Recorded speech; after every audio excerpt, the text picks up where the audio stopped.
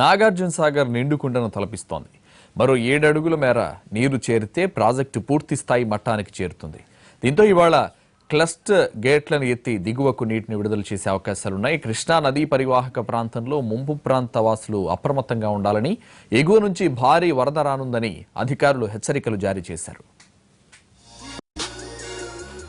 సాగర్ పూర్తిస్థాయి నీటి మట్టం 590 అడుగులు కాగా ప్రస్తుతం 583 అడుగులకు చేరింది. మొత్తంగా 312.24 టీఎంసీలకు గాను 290.22 టీఎంసీల నీటి నిల్వలున్నాయి. ప్రాజెక్టులోకి ప్రస్తుతం 1,00,000 క్యూసెక్కుల ఇన్ఫ్లో కొనసాగుతుండగా సాగు తాగు అవసరాల నిమిత్తం 40,000 క్యూసెక్కుల నీటిని వదులుతున్నారు.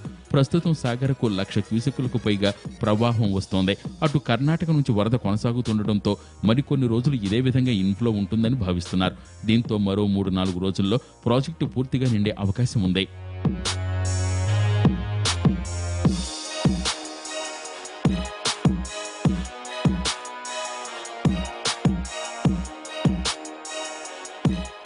ఇటు శ్రీశైలం కూడా పూర్తిగా నిండింది. ప్రాజెక్టు పూర్తిస్థాయి నీటి మట్టానికి కేవలం 1.8 అడుగుల మేర దూరంలో ఉంది. ప్రాజెక్టుకు 1,67,000 క్యూసెక్కుల నీరు వచ్చి చేరుతోంది. ఇందులో 1,29,000 క్యూసెక్కుల నీరు విడుదల చేస్తున్నారు. ఇందులో 1,00,000 క్యూసెక్కులు సాగర్కు చేరుతోంది. ఇటు జోరాల వస్తున్న వరద నీరు ఈ సాయంత్రం శ్రీశైలం డ్యాముకు చేరుకుంటుందని అంచనా.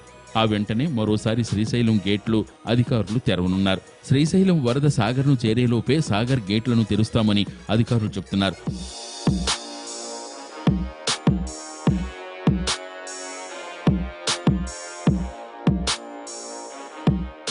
ఇక కర్ణాటకలోని ఆల్మట్టి, నారాయణపూర్లకు స్థిరంగా 1,00,000 క్యూసెక్కుల ఇన్ఫ్లో వస్తుండగా తుంగభద్రకు 61,000 క్యూసెక్కుల ప్రవాహం వస్తోంది.